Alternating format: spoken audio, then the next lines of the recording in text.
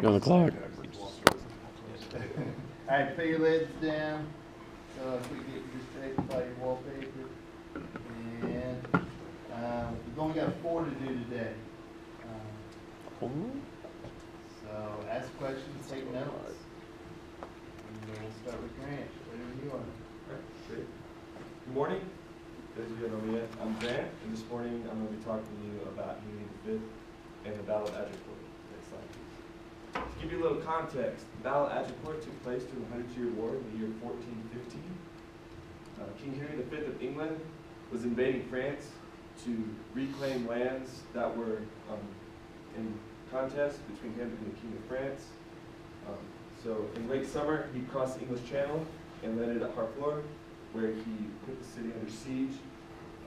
During that time, he lost a lot of his men, but refused to go back to England because he felt like that would be sort of sending a bad signal and giving up. So his next course of action was to try to make it towards the English safe haven at Calais and then cross back over. But to do that, he would have to pass through French-controlled territory the whole time. And he started to receive reports that he was actually being tracked and chased by a large French army several times his size. So, trying to make it to safety, they ended up marching over 200 miles in less than 2 weeks. But they received word on October 24th that the French army had in fact passed them and was ahead of them in their path, and that they were going to have to fight them to make it to safety. So, next slide, please. So, brace yourselves. I'm about to get you into Shakespeare. So, That's a good one. that's the context. That's a good one. Here. Where is the king? The king himself is rode to view their battle.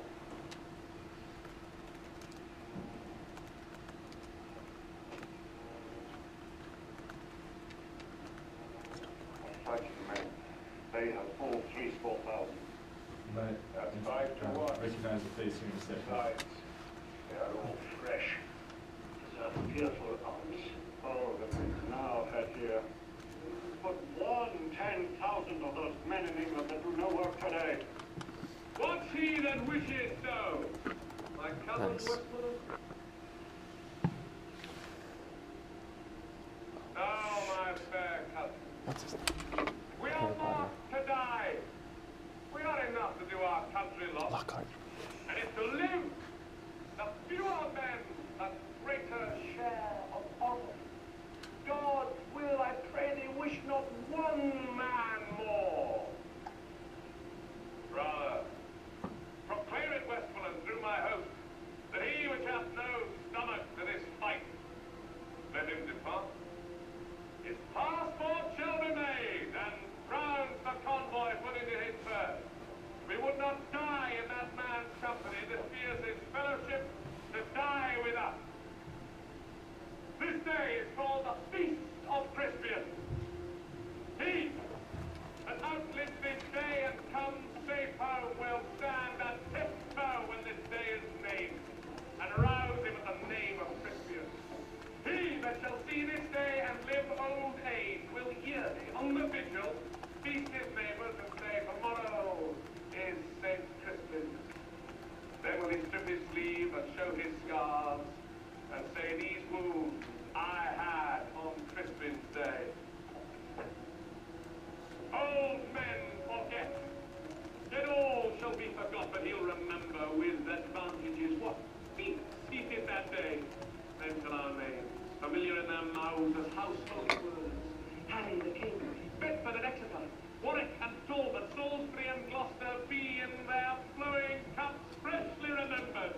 This story shall the good man teach his son, and Crispian shall ne'er go by from this day to the ending of the world, but we in it shall be remembered. We few, we happy few, we band of brothers, for he today that sheds his blood with me shall be my brother. Be he ne'er so vile, this day shall gentle his condition.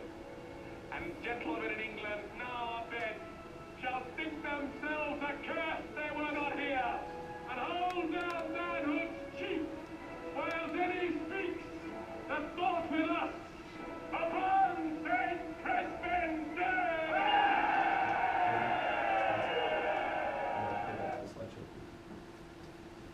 this is a really important battle in English history. Shakespeare obviously wrote a play for it later on, and I go to the next slide, please. Out of that scene, there are about 5,000 Englishmen about to face roughly 25,000 Frenchmen. To me, that's pretty much the best version of 15th century puffed-up speech. It doesn't get much better than that for that period. But this is probably the paragraph of all of that that most people are familiar with, if you're familiar with it. There's a few, you've seen the series Band of Brothers, pretty sure, no, there you go. But if you go to the next part. There's a few themes and truths about war that Shakespeare brings up during this. This is a huge piece of propaganda. So obviously, you're going to be talking about honor and glory in battle. The fewer the men, the greater share of honor. While they're outnumbered pretty much 5 to 1, Shakespeare is trying to use, or in the clip at least, Henry V is trying to use the promise of if we're victorious today, we have fewer men. When you go home, there'll be more honor, it'll be all the more glorious. Also, it brings in envy. Gentlemen in England now in bed shall think themselves accursed that they will not hear, hold their men hence cheap. That's because the men in England that aren't there are going to be envious of the fact that they weren't there to share in that honor, to share in that glory, and that the men there should be proud of that fact. A legacy, talking about a good man shall teach this story to his son. That for the rest of the time, this will be a story about English victory, about English power and triumph, and that this is going to carry on throughout history, and it's something they should be proud of. The brotherhood and the transcendence of class that he talks about there, being there so vile this day shall gentleman his condition. That's talking about from the lowest of men to the highest, from the peasants with the longbows to Henry himself. This day they're brought to a brotherhood. This day they are made equals by the fact that they've shared battle together and shared warfare and victory.